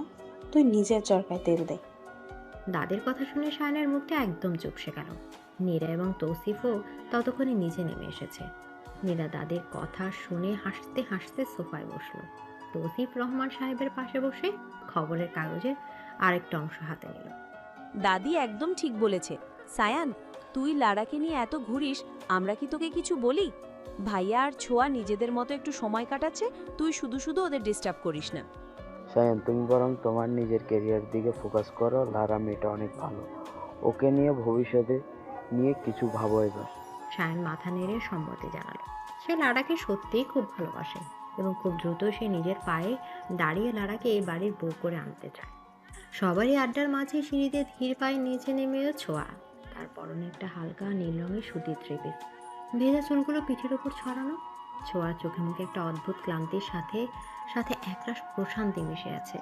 কাল রাতের গভীর আদরের চিহ্নগুলো তার ফর্সা গলার কাছে হালকা লাল দাগ হয়ে ফুটে আছে, যা সে ওড়না দিয়ে ঢাকার আপ্রাণ চেষ্টা করছে। ছোঁয়ার ঠিক পেছনে আরিয়ান নামছে। আরিয়ানের মুখে একটা তৃপ্তির হাসি। গুড মর্নিং সবাইকে। গুড মর্নিং বৌমা, এসো নাস্তা করতে বসো। আরিয়ান, তুই আজ অফিসে যাবি না? না মা, আজ আমি অফিসে যাব না। আজ ছোঁয়াকে নিয়ে ওর বাসায় যাওয়ার কথা আছে। আমি রবিনকে বলে দিয়েছি আজ সব মিটিং ক্যান্সেল করতে। আরিয়ানের কথা শুনে ছোঁয়ার চোখ দুটো খুশিতে চকচক করে উঠল। সে আরিয়ানের দিকে তাকিয়ে একটা কৃতজ্ঞতার হাসি হাসলো। আরিয়ান চোখ টিপে ছোঁয়াকে ইশারা করলো। বাহ ভাইয়া বাহ, বউয়ের জন্য পুরো অফিস ছুটি। এই আরিয়ান ভাইয়াকে তো আমরা কখনো চিনতামই না। তুই আবার শুরু করলি বাদু, যা গিয়ে নিজের নাস্তা খা। সবাই মিলে খুব আনন্দের সাথে নাস্তা শেষ করলো। নাস্তা শেষে ছোঁয়া দ্রুত নিজের ঘরে চলে গেল ব্যাগ গোছাতে। বেশ কয়েকদিন পর সে নিজের বাবা মা আর ভাইয়ের কাছে যাবে, এটা ভেবে তার বুকের ভেতর একটা খুশির জোয়ার বয়ে যাচ্ছে। দুপুরে 12টার দিকে আরিয়ান আর ছোঁয়া গাড়ি নিয়ে শফিক সাহেবের বাড়ির উদ্দেশ্যে রওনা হলো। শফিক সাহেবের বাড়িটা ঢাকার একটু নিরিবিলি এলাকায়। ছোঁয়ার গাড়ি বাড়ির গেটে পৌঁছাতেই রাফসান দৌড়ে নিচে নেমে এলো। আরে আমার পিচ্চি বোনটা এসেছে, আয় আয় আয়। ভাইয়া। ছোঁয়া গাড়ি থেকে নেমেই দৌড়ে গিয়ে রাফসানকে জড়িয়ে ধরল। রাফসান তার আদরের ছোট বোনকে বুকে টেনে নিয়ে মাথায় হাত বুলিয়ে দিতে লাগলো। আরিয়ান গাড়ি থেকে নেমে হাসি মুখে ভাই বোনের এই মিলন দেখছে। কেমন আছেন আরিয়ান সাহেব? আমার এই পাগলি বোনটা আপনাকে বেশি জ্বালাচ্ছে না তো? আমি খুব ভালো আছি রাফসান। আর ছোঁয়া জ্বালাবে কেন? ও তো খুব শান্ত মেয়ে। শুনেছিস ভাইয়া আমি কত শান্ত, তুই শুধু শুধু আমাকে বকিস। রাফসান হাসতে হাসতে ছোঁয়ার নাকটা একটু টেনে দিল। এরপর সবাই মিলে বাড়ির ভেতরে প্রবেশ করলো। ফাতেমা বেগম ড্রয়িং রুমে দাঁড়িয়েছিলেন। ছোঁয়াকে দেখিয়ে তিনি কান্নায় ভেঙে পড়লেন।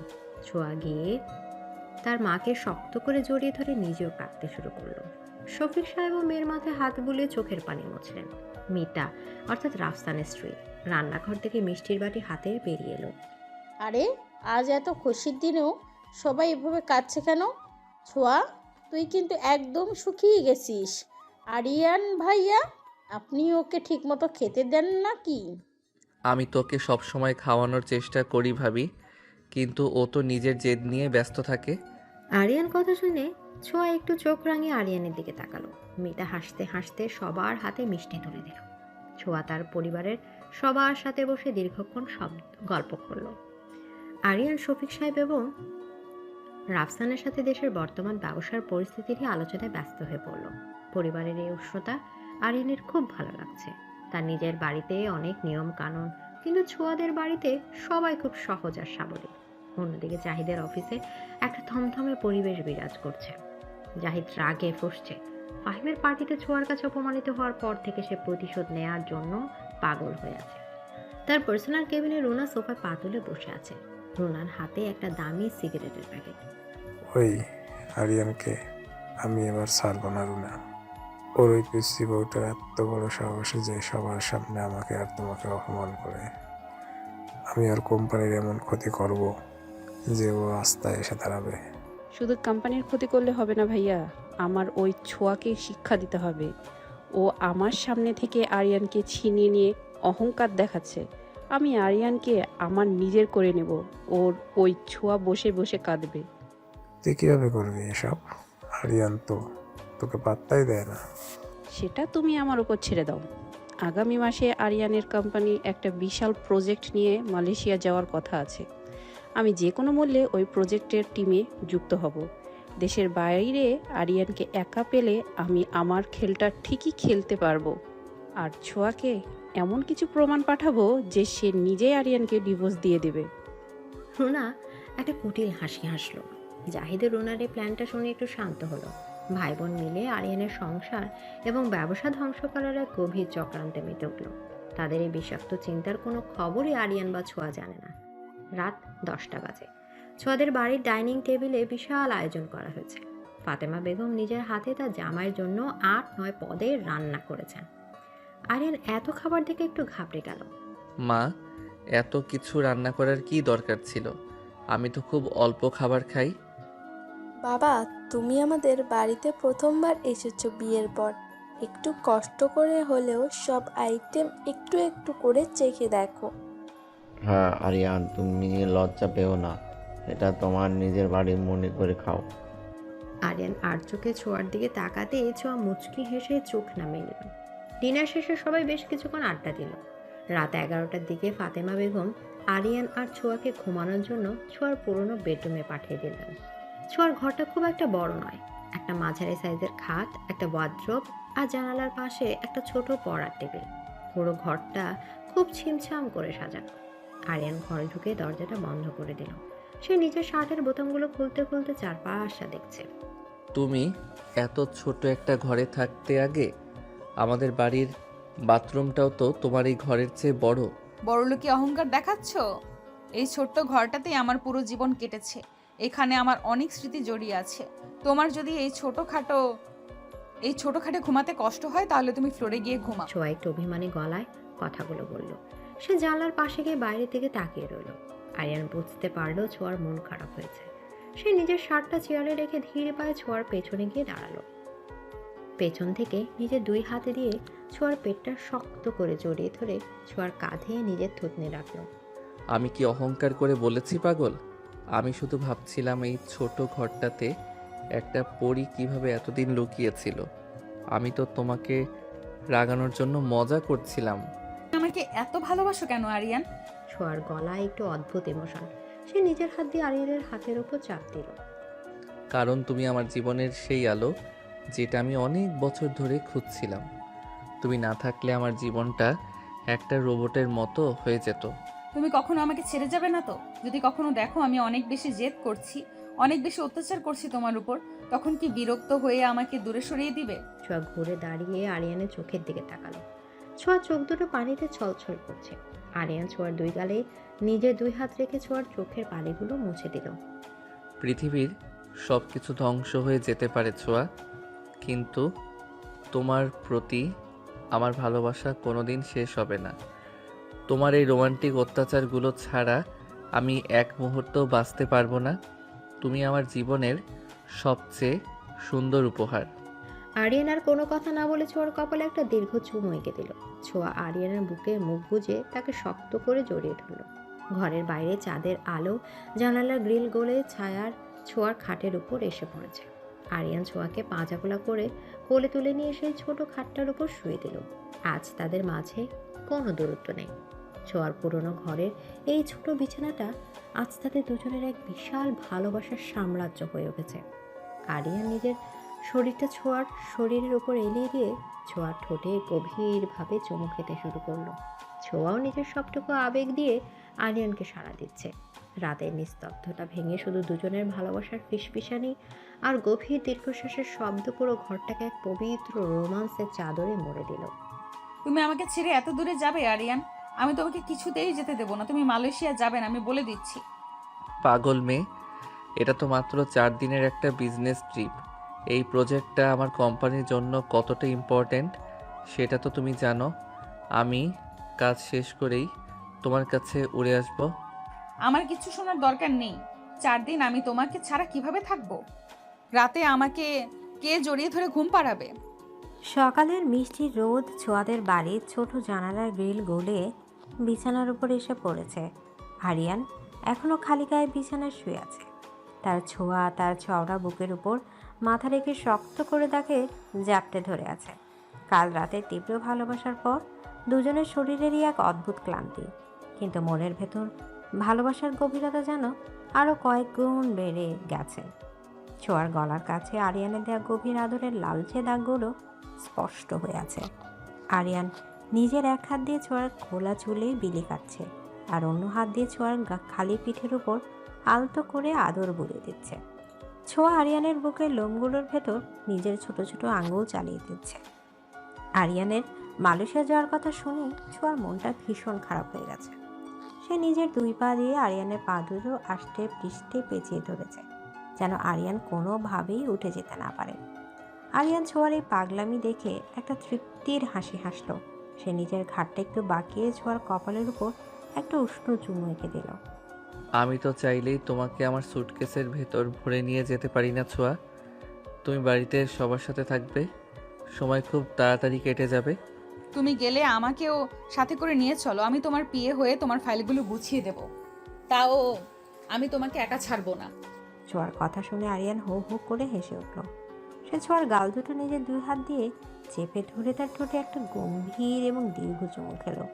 ছোঁয়া চোখ বন্ধ করে আরিয়ানের এই সকালবেলার আদরে নিজেকে ভাসিয়ে দিল।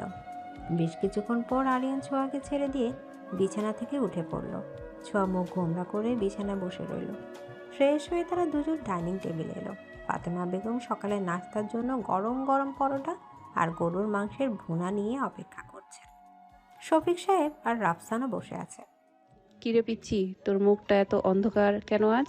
ভাইয়ার সাথে ঝগড়া করেছিস নাকি? তুই চুপ করবি ভাইয়া, আমার ভালো লাগছে না। আরে কি হয়েছে আরিয়ান ভাইয়া? ছোঁয়ার মন খারাপ কেন? ভাবি, আগামী সপ্তাহে আমার মালয়েশিয়ায় একটা কনফারেন্স আছে 4 দিনের জন্য। সেটা শুনে মহারানীর মন খারাপ। ওমা, এর জন্য কেউ এত মন খারাপ করে নাকি? আরিয়ান তো কাজের জন্যই যাচ্ছে, তুই এত পাগলামি করছিস কেন ছোঁয়া? ফাতেমা বেগমের কথায় ছোঁয়া কোনো উত্তর না দিয়ে চুপচাপ নিজের প্লেটের দিকে তাকিয়ে রইল। নাস্তা শেষ করে আরিয়ান এবং ছোঁয়া সবার কাছ থেকে বিদায় নিয়ে নিজেদের বাড়ির দিকে রওনা হলো। শফিক সাহেব এবং ফাতেমা বেগম মেয়েকে বুকে জড়িয়ে ধরে বিদায় দিলেন। গাড়িতে ওঠার পর থেকে ছোঁয়া একটা কথাও বলেনি। সে জানলার বাইরে দিকে তাকিয়ে আছে। আরিয়ান বুঝতে পারছে মেয়েটার বুকের ভেতর এতটা চাপা কষ্ট কাজ করছে। সে এক হাতে স্টিয়ারিং ধরে রেখে অন্য হাত দিয়ে ছোঁয়ার হাতটা শক্ত করে চেপে ধরল। এত অভিমান করে থাকলে আমারও তো কাজে মন বসবে না ছোঁয়া, একটু হাসো প্লিজ। তুমি আমাকে ভালোবাসো না, ভালোবাসলে আমাকে একা রেখে যেতে পারতে না। ছোঁয়ার গলার কান্নার সুর স্পষ্ট। আরিয়ান গাড়িটা বাড়ির দিকে পার্ক করে ছোঁয়ার দিকে তাকালো। সে ছোঁয়া চোখের কোণে জল দেখতে পেল। আরিয়ান নিজের বুড়ো আঙুল দিয়ে ছোঁয়ার চোখের পানি মুছে দিয়ে তাকে নিজের বুকের সাথে মিশিয়ে নিল। আমি তোমাকে কতটা ভালোবাসি সেটা বোঝানোর ভাষা আমার জানা নেই ছোঁয়া। তুমি আমার বেঁচে থাকার অক্সিজেন। আমি কথা দিচ্ছি, এই 4 দিন আমি প্রতি মুহূর্তে তোমার সাথে কথা বলবো। আরিয়ানের বুকে মাথা রেখে ছোঁয়া একটু শান্ত হলো। তারা দুজন বাড়ির ভিতরে প্রবেশ করলো। ড্রয়িং রুমে আজ পুরো পরিবার উপস্থিত। শায়নের পাশে একটা সোফায় লারা বসে আছে। সালমা বেগম এবং রহমান সাহেব খুব গম্ভীর মুখে শায়নের দিকে তাকিয়ে আছেন। দাদি পান চিবাতে চিবাতে লারাকে দেখছেন। মীরা এবং তৌসিফও সেখানে উপস্থিত। সায়ান, তুই হঠাৎ করে মেয়েটাকে এভাবে বাড়িতে নিয়ে আসবি সেটা তো আমাদের আগে বলবি, আমরা তো কোনো প্রস্তুতি নেইনি। মা, লারা তো বাইরের কেউ নয়, আমি ওকে বিয়ে করতে চাই, তাই ভাবলাম আজ ছুটির দিনে তোমাদের সবার সাথে ওকে আনুষ্ঠানিকভাবে পরিচয় করিয়ে দিই। মেয়ে, তোমার বাবা মা কি জানেন যে তুমি আজ আমাদের বাড়িতে এসেছো? জি আঙ্কেল, আমি আম্মুকে বলেই এসেছি। লারা খুব ভয়ে ভয়ে কথাগুলো বলল। সে আজ একটা হালকা হলুদ রঙের সালোয়ার কামিজ পরেছে, তাকে খুব স্নিগ্ধ লাগছে।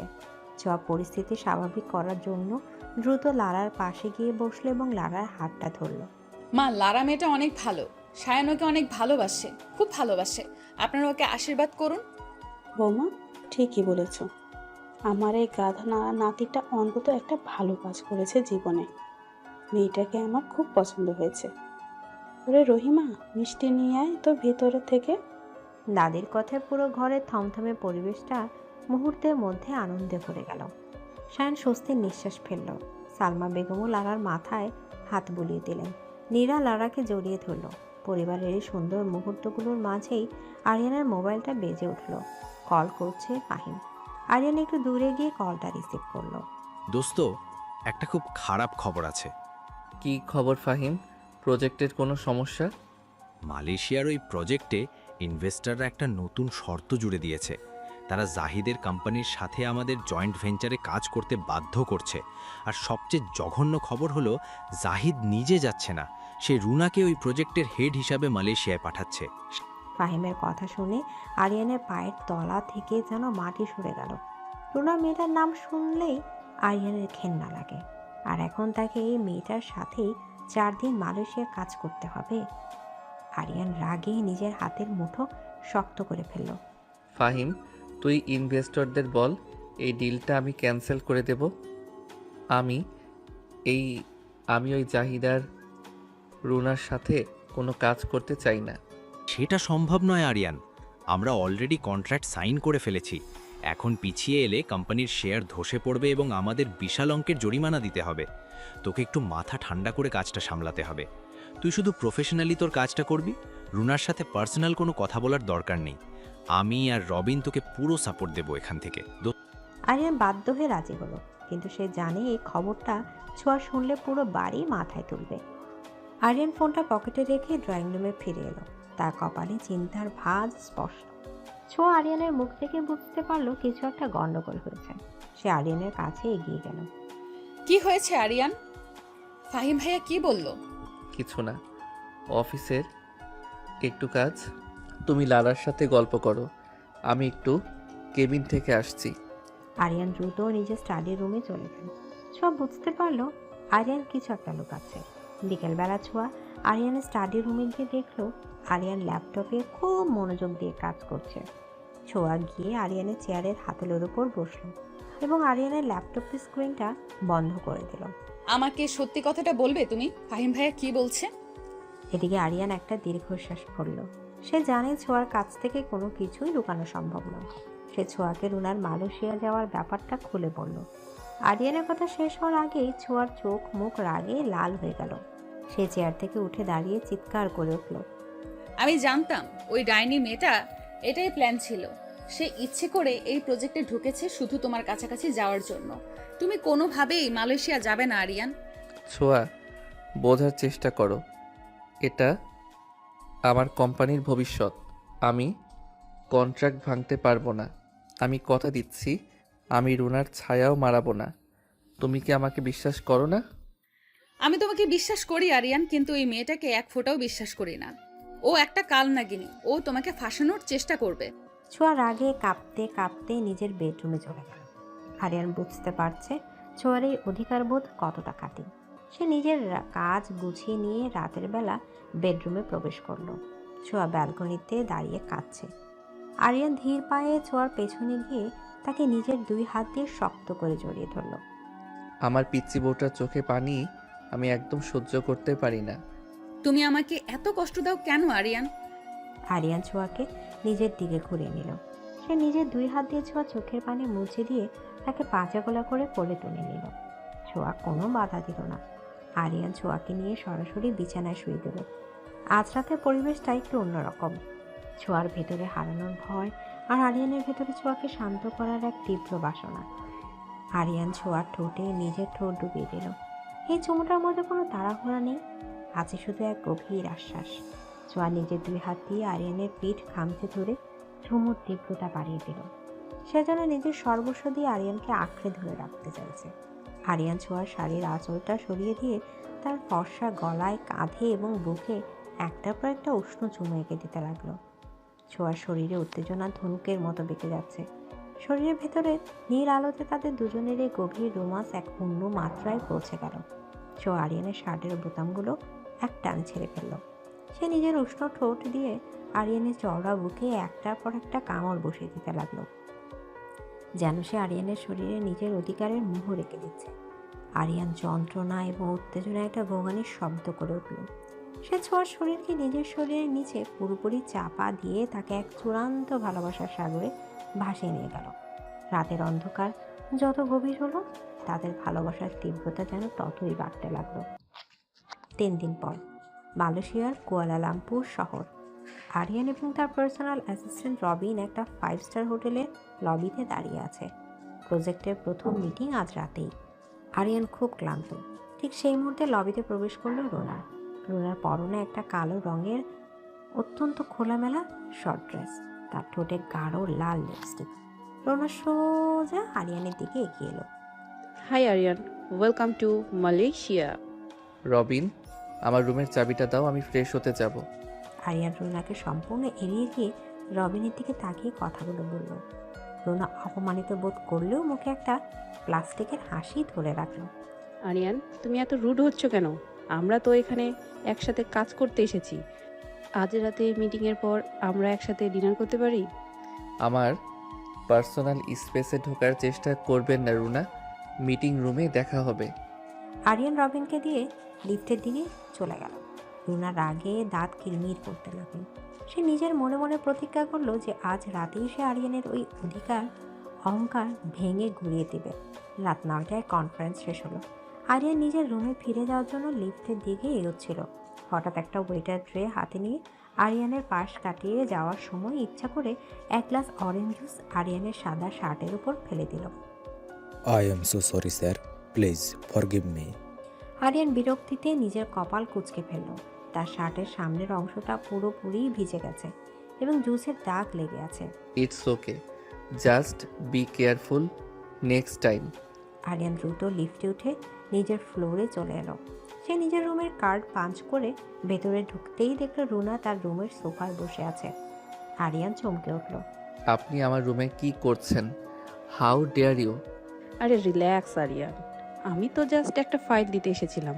আর তোমার শার্টের তো খুবই বাজে অবস্থা, তুমি শার্টটা খুলে ফেলো, আমি ক্লিন করার ব্যবস্থা করছি। আরিয়ান রাগে কাঁপতে লাগলো। সে বুঝতে পারলো ওয়েটার ওই জুস ফেলার ঘটনায় রুনারই সাজানো ছিল। Get out of my room right now. এত রাগ করছো কেন আরিয়ান? তোমার ওই পিচ্চি বউটা তো এখানে নেই। আজ রাতে আমরা খুব সুন্দর একটা সময় কাটাতে পারবো। রুনা সোফা থেকে উঠে আরিয়ানের একদম কাছে চলে এলো। সে ইচ্ছা করে নিজের ড্রেসের উপরের অংশটা আরও একটু নামিয়ে দিল। আরিয়ান এক ছটকায় রুনাকে ধাক্কা দিয়ে দূরে সরিয়ে দিল। কিন্তু ঠিক সেই মুহূর্তে রুনার হাতে থাকা মোবাইল ফোনের ফ্ল্যাশ লাইটটা জ্বলে উঠল। রুনা এমন একটা অ্যাঙ্গেল থেকে ছবিটা তুললো যেখানে মনে হচ্ছে আরিয়ান নিজের শার্টের বোতাম খুলছে এবং রুনা তার একদম কাছে দাঁড়িয়ে আছে। আপনি কি করলেন এটা? ফোন দিন আমাকে। আরিয়ান রুনার দিকে তেড়ে যাওয়ার আগে রুনা দ্রুত রুম থেকে দৌড়ে বেরিয়ে গেল। আরিয়ান রাগে নিজের রুমের দরজাটা সজোরে বন্ধ করে দিল। সে দ্রুত রবিনকে কল করে রুনার নামে হোটেল ম্যানেজমেন্টের কাছে কমপ্লেন করার নির্দেশ দিল। ঢাকা শহর, ঘড়িতে রাত 12টা বাজে। ছোঁয়া নিজের বিছানায় বসে আরিয়ানের কলের জন্য অপেক্ষা করছে। তার মনটা সারাদিন ধরে খুব অস্থির হয়েছে। হঠাৎ তার হোয়াটসঅ্যাপে একটা আননোন নাম্বার থেকে মেসেজ এলো। ছোঁয়া মেসেজটা ওপেন করতেই তার বুকের ভেতরটা যেন মুহূর্তের জন্য শূন্য হয়ে গেল। স্ক্রিনে জল জল করছে আরিয়ান এবং রুনার সেই ছবিটাতে আরিয়ানের শার্ট ভেজা, বোতাম খোলা এবং রুনা তার খুব কাছাকাছি একটা খোলামেলা ড্রেস পরে দাঁড়িয়ে আছে। ছবির নিচে একটা টেক্সট লেখা, তোমার বর মালয়েশিয়া খুব এনজয় করছে ছোঁয়া, তুমি বরং বাড়িতে বসে বসে কাঁদো। ছোঁয়ার হাত থেকে ফোনটা বিছানায় খসে পড়ল। তার দুই চোখ দিয়ে অঝরে পানি পড়তে শুরু করলো। তার মাথার ভেতর আগুন জ্বলছে। সে জানে আরিয়ান তাকে কখনোই ধোকা দেবে না, কিন্তু রুনার এই নোংরার সাহস ছোঁয়ার সহ্য সীমা অতিক্রম করে গেছে। সে আর এক মুহূর্ত বসে না থেকে নিজের আলমারি খুলে একটা ট্রাভেল ব্যাগ বের করলো। ছোঁয়া নিজের চোখের পানি মুছে ফেলল। তার চোখে এখন কান্নার বদলে এক ভয়ঙ্কর প্রতিশোধের আগুন। পিচ্চি মেয়ের রোমান্টিক অত্যাচার এতদিন শুধু ভালোবাসার ছিল, কিন্তু এবার তার রুদ্র মূর্তি দেখার সময় হয়ে এসেছে। তুমি আমার স্বামীর দিকে হাত বাড়ানোর চেষ্টা করছো রুনা। এবার আমি তোমাকে দেখাবো ছোঁয়া কার নাম। আমি আসছি মালয়েশিয়া। বউকে ঢাকায় কাঁদিয়ে মালয়েশিয়ার হোটেলে অন্য মেয়েদের সাথে ছবি তোলা হচ্ছে খুব। ছোঁয়া, তুমি এখানে কিভাবে? আর তুমি কাঁদছো কেন? আমি কাঁদবো কেন? আমি তো এসেছি তোমার ওই টিকটিকি রুনার কান্নার ব্যবস্থা করতে। এদিকে মালয়েশিয়ায় কুয়ালালামপুরে সেই 5 স্টার হোটেলের রুমের দরজা খুলে আরিয়ান আক্ষরিক অর্থে স্তব্ধ হয়ে দাঁড়িয়ে রইল। তার সামনে একটা কালো রঙের জিন্স আর মেরুন রঙের টপস পরে দাঁড়িয়ে আছে ছোঁয়ার চোখ দুটো সারা রাতের জার্নি আর রাগে লাল হয়ে আছে। আরিয়ানের পার্সোনাল অ্যাসিস্ট্যান্ট রবিন ছোঁয়ার পেছনে দাঁড়িয়ে একটু অপরাধী ভঙ্গিতে হাসলো। ছোঁয়া ঢাকা থেকে রবিনকে ফোন করে সব ব্যবস্থা করেছিল এবং রবিনের সাহায্যে সোজা আরিয়ানের রুমের সামনে এসে হাজির হয়েছে। আরিয়ান কিছু বলার আগে ছোঁয়া রবিনকে ইশারা করে চলে যেতে বলল এবং নিজে রুমের ভেতর ঢুকে সজোরে দরজাটা বন্ধ করে দিল। আরিয়ানের বুকের ভেতর একটা অজানা ভয় কাজ করছে। সে বুঝতে পারছে না ছোঁয়া এই ফেক ছবিটার জন্য তাকে ভুল বুঝছে কিনা। ছোঁয়া, তুমি যা ভাবছো তা নয়। ওই ছবিটা সম্পূর্ণ সাজানো। আমি রুনার সাথে। চুপ করো তুমি, একদম চুপ।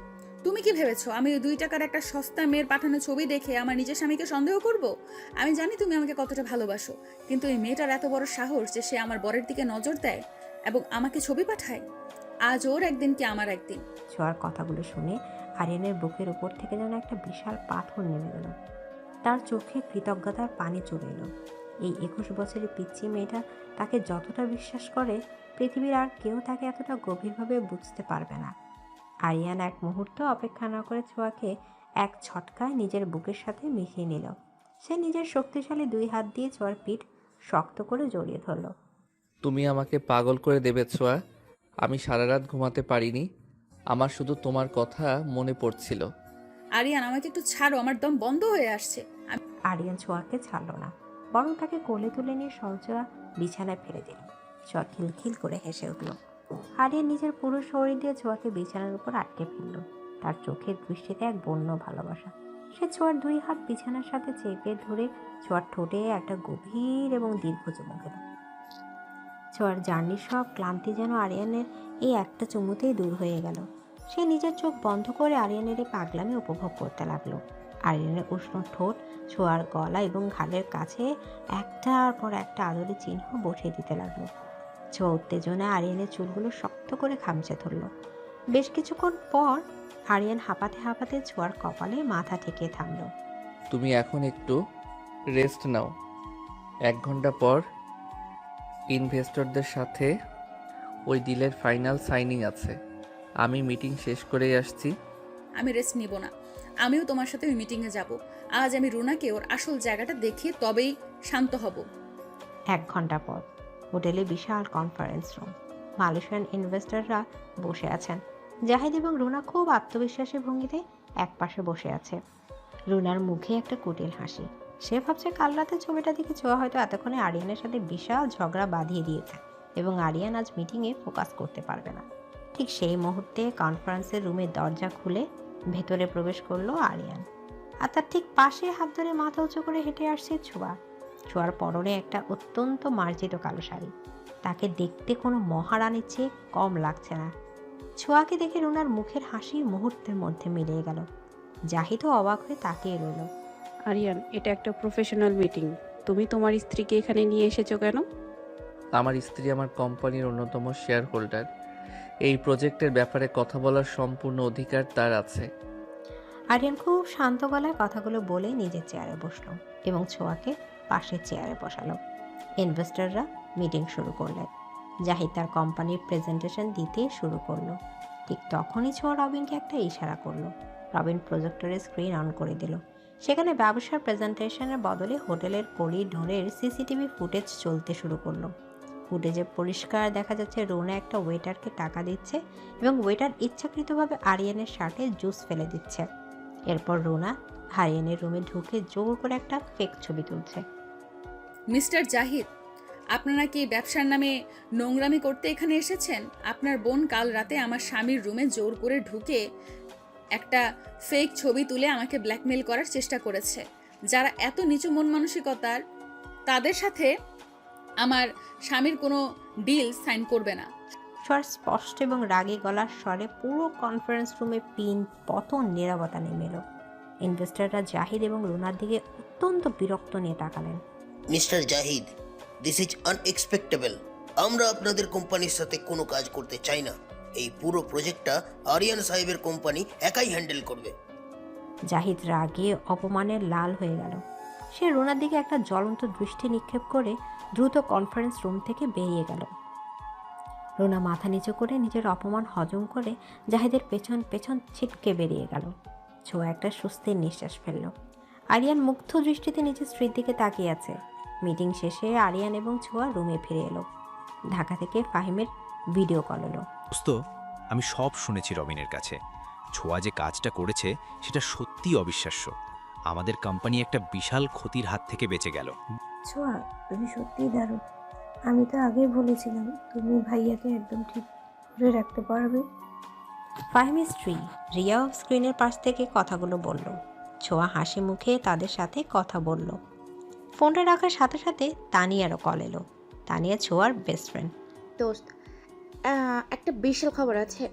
রনি আমাকে ফাইনালি প্রপোজ করেছে। সামনের মাসে আমাদের এঙ্গেজমেন্ট। সত্যি বলছিস?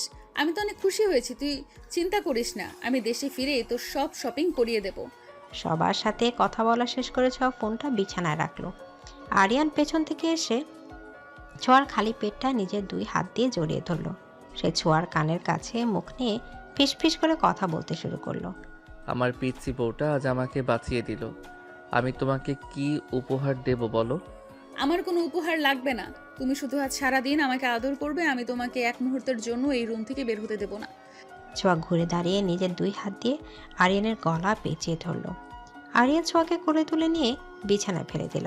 মালয়েশিয়ার ওই সুন্দর বিকেলটা তাদের দুজনের এক গভীর এবং তীব্র ভালোবাসার সাক্ষী হয়ে রইল।